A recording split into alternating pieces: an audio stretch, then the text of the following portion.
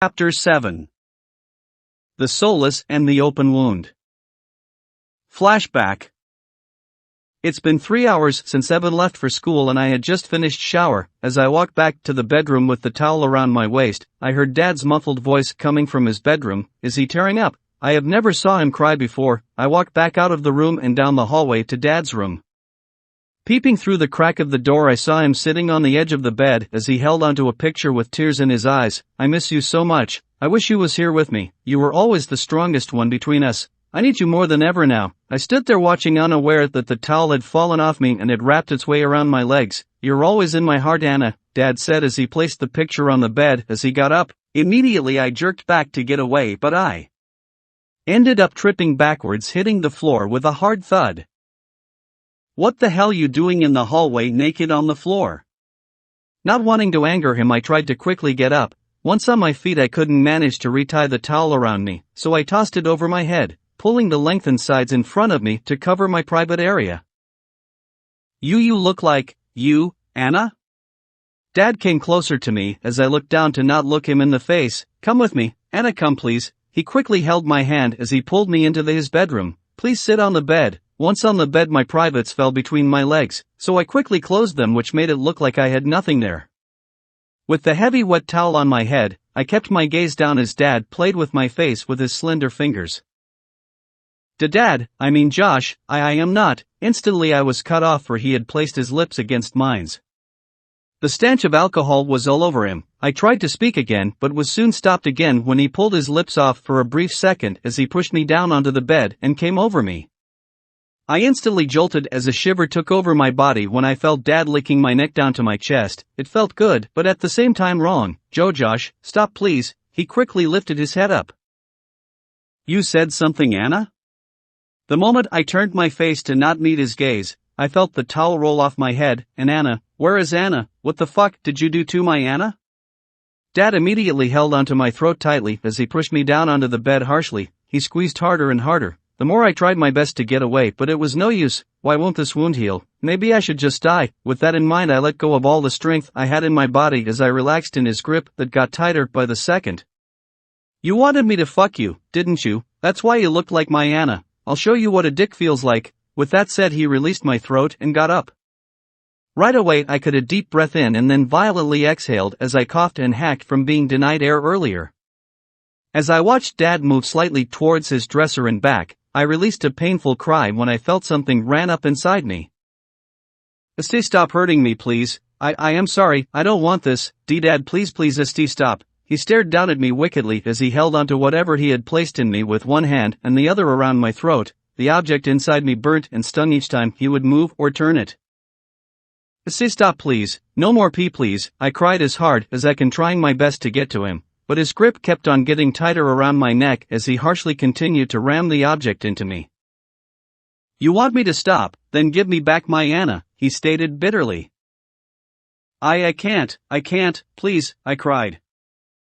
If you can't, then I can't either. Snap, the sound rang throughout my body, followed by the pain that engulfed my entire being from the bottom up. The wooden spoon broke. Anna gave me that as a gag gift when we first met. He lifted up the broken off spoon as his grip around my throat weakened. I blame you, now get the hell out my room. He lifted up my worn out body and flung me outside of the room.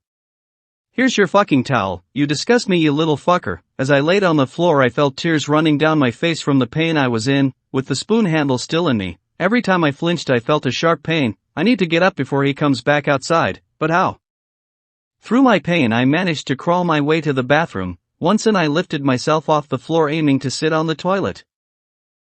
End of flashback. Hello there, come in. I stared at the slender man as the boss shut the door behind me. After a few seconds of staring at his appearance, he wore a black and white slim-fitted tuxedo, with a shiny pair of black dress shoes. His long blonde hair was pulled back into a ponytail. He had no facial hair, light tan skin that contrasted well with his sleepy apple green eyes. Now standing directly in front of him, he looked me over from head to toe. Turn around if you will. I quickly showed him my backside. From behind I heard murmurs coming from him. Come sit next to me. I kept my head down as he looked me over again. What's your name? I didn't know what to do. I just sat there quiet. The rule was not to talk. just answer questions with yes or no. You okay? You seem soulless. Listen, I'm not a beast unless you want me to be one, do you? Reactively, I quickly turned and looked up at him as tears built up in my eyes. Please don't hurt me, please. Watching the full feature of his face, I felt myself being swept away by a sly smile and the never-ending seas of his green eyes.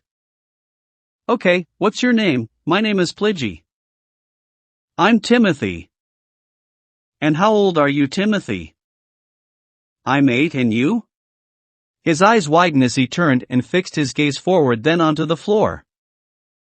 I'm 21. After he spoke, the room was quiet for a while. Hey, do you mind if I call you TT? My dad's name is Timothy, and the last thing I want is to think of him every time I call your name. It's okay, I don't mind. So what are you going to do to me? I asked, scared. Actually, I just wanted to talk, but believe me when I say you are cute. Come. I quickly got up. Immediately he grabbed onto my waist firmly as he placed me onto his lap, swinging both my legs over the side of his left leg. Chat with me. He gave me a peck on the forehead as he drew me into his chest.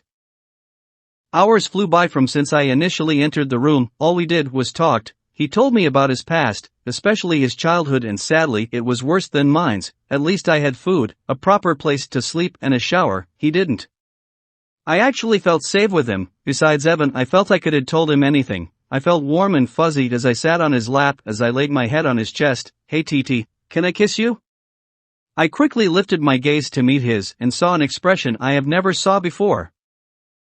Ah, sure. I slowly brought my lips to his and kept it there for a second. Within another second I felt his lips moving against mine. Not knowing what to do, I quickly leaned my head to one side as I counterclockwise moved my mouth to his, which sent a hot sensation of pleasure from my lips to my entire body. TT, listen, I enjoyed the time spent with you, but I'm afraid I have to go. Hopefully next time when I come we could be together again. Plidgy kissed me on the forehead as he gently took me off his lap and placed me on the couch as he got up. Walk with me. I don't want you up here when I'm not here. I'll also tell your boss that. He quickly leaned his head to one side as he gave me a warm smile. Plidgy closed the door behind us, which blocked the loud music that was pouring out from upstairs. Thank goodness. Hated that loud crap. Plidgy laughed the moment my last word reached his ear. I'm guessing you're not a fan of techno, he playfully asked. Techno? I glanced up at him with a confused expression as he kept his gaze forward as we walked to the elevator.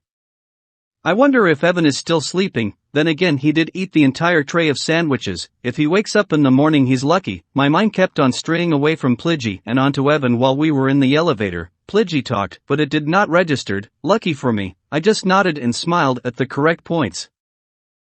Leaving already, Mr. Mason? I hope you enjoyed your night, a tall Asian kid said as he handed Plidgy his coat. It's amazing how the employees here are so diverse. The only sad part is that we all have to wear this stupid uniform. With that in mind, I quickly looked down at my short pants, then turned slightly to view the rag behind me. Thank you, Sean, and yes, it was enjoyable, Plidgy replied as he tossed the black fur coat over his shoulder. I can't go with you. I'm not allowed to leave the limits of the lobby. He quickly turned around to look at me, but I quickly bowed my head. It's okay, I'll be back soon to see you. In the meantime, I want to stay safe and out of trouble. Suddenly I felt his hand on my chin as he lifted it up. Our gazes connected, and immediately I felt a loud beat in my chest. I don't want you to leave. My words came out soft in a low whisper. I didn't mean to say it. It was supposed to be an inner confession. I'm so sorry, I didn't mean. It's okay. I know how you feel. I feel the same way. He gave me a small smile with a kiss on the forehead before leaving me there to watch as he exited the hotel. I miss him badly. I wonder if he's thinking of me as much as I am of him. Making my way down the hallway to the room, I couldn't help but to feel guilty about leaving Evan in the dark. Once I'm helping him to not get hurt, then I have no choice. As I opened the room door, I easily guided my way into the room, trying my best not to make a sound. Through the darkness of the room, I heard Evan's heavy snoring as he tossed and turned wildly on the bed. Slowly but surely I made my way into the bathroom. Once in, I quickly shut the door and flicked on the lights as I ran over to the sink. Wetting a small rag that I had left there earlier on the sink, I began to rag clean my body thoroughly. Once done, I made my way out the bathroom, quickly moved naked in the dark to get into my bed. Once under the sheets, the warmth of the bed immediately embraced my cold body, which made me drift off into a peaceful sleep with both Evan and Plidgy on my mind.